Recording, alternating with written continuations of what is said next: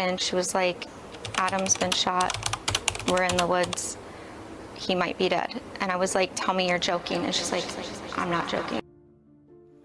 قصتنا اليوم وقعت أحداثها في الولايات المتحدة الأمريكية صباح يوم الأحد الماضي الموافق 14 من أغسطس 2022، تحديدا في ولاية ألاباما في منطقة تلاديكا الطبيعية بالقرب من متنزه تشياها. بطل قصتنا هما آدم سينجي 22 عاما وميكايلا بالس 20 عاما من ولاية فلوريدا. تعرف آدم على ميكايلا قبل 4 سنوات، حيث وقعا في الحب وكانا يخططان للزواج ولبناء مستقبلهما سويا. كلاهما كان يدرس في جامعة فلوريدا سنترال.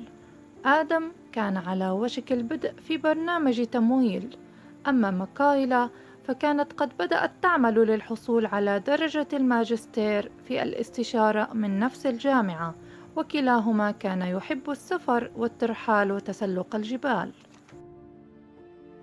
قالت ميكايلا: كنا نخطط لرحلة أخيرة قبل العودة للدراسة يوم الاثنين 15 من أغسطس، لذا قررنا القيام برحلة برية أخيرة.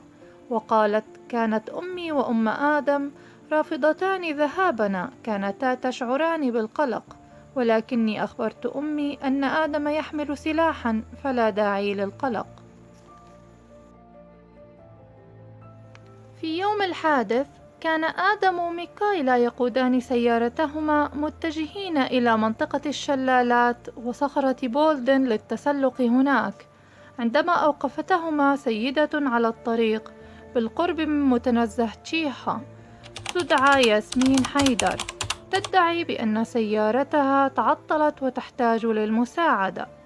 ترجل الثنائي لمساعدة المرأة، حيث قالت ميكايلا في تسجيل مع إحدى القنوات التلفزيونية: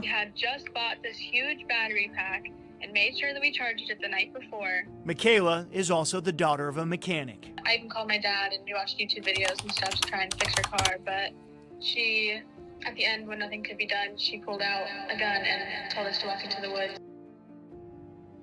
Adam had his gun on him the whole time because he said this is how people get robbed, so I was just waiting for him to use it. Her guard dropped after she had asked for all the banking passwords and stuff, and Adam pulled out his gun and told her to get on the ground, and that's when she started messing around with her gun. It jammed once, but they both shot at each other, and she was shot a few times and he was shot only once. انتهى تبادل إطلاق النار بإصابة آدم في منطقة البطن، والمرأة أصيبت في ساقها، أما ميكايلا فلم تصب بأي أذى. تمكنت ميكايلا فيما بعد من الوصول لهاتفها المحمول الذي كانت قد أوقعته أثناء سيرها في الغابة، واتصلت على الفور برقم الطوارئ طالبة النجدة، وعادت مسرعة لحبيبها الذي كان ملقى على الأرض ينزف بغزارة وفاقدا للوعي، محاولة جاهدة أن توقف النزف. ميكايلا المسكينة أصبحت فجأة بمفردها في هذا المكان المجهول، تصارع وحدها لإنقاذ حبيبها من الموت. آدم الذي كان برفقتها منذ لحظات محاولا حمايتها لقد ضحى بنفسه من أجلها، وكيف أن رحلتهما السعيدة التي كانا يخططان لها انتهت على هذا النحو.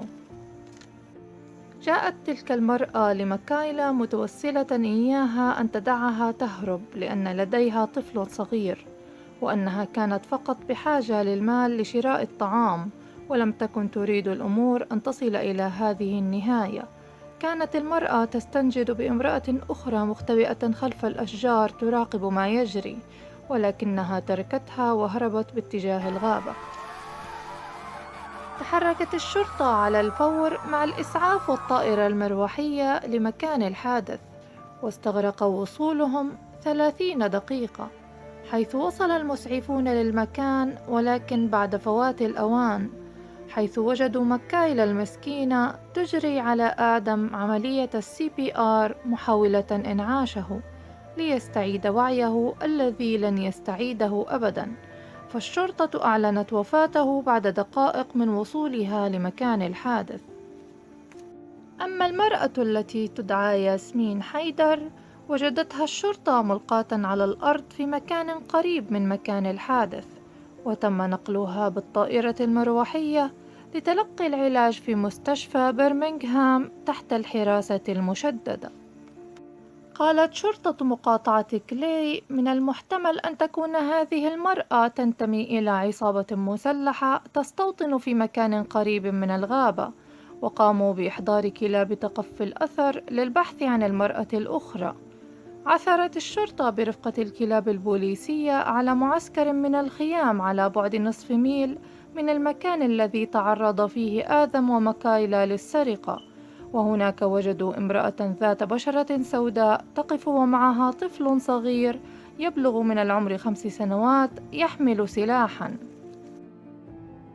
عرفت تلك المرأة فيما بعد باسم كريستول بينكس، وذلك الصبي هو ابنها. تم القبض على كريستول وتم توجيه تهمة تعريض طفل للخطر والقتل إليها، وتم أخذ الطفل منها وتسليمه للأحداث. أما ياسمين حيدر فهي محتجزة في المستشفى تواجه تهمة القتل والخطف والسرقة من الدرجة الأولى. وقد جاء تقرير شرطة مقاطعة كلاي كالتالي: According to a statement from the Clay County Sheriff's Office in Alabama, Michaela called 911 after her boyfriend was shot during an attempted robbery.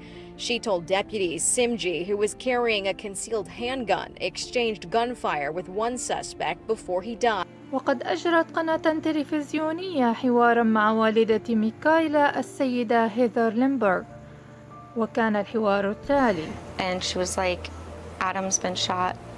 We're in the woods. He might be dead. And I was like, tell me you're joking. And she's like, I'm not joking.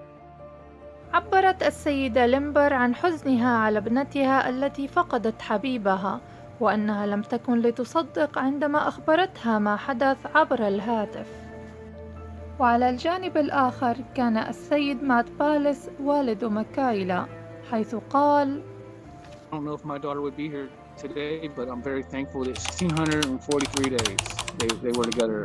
One day ruined most of it. It's just a horrific situation all the way around. They were going to find a spot somewhere where Adam probably could propose to them because they had been very serious about the relationship. وصفت ميكايلا حبيبها بالبطل وقالت عنه: He literally was like an angel on earth already. Everyone that met him loved him. He was always making jokes and being goofy. ولا تزال القضية مستمرة، فالمتهمة لا تزال في المستشفى تحت الحراسة المشددة، والشرطة تنتظر أن تنتهي من فترة العلاج وتخرج لتواجه مصيرها.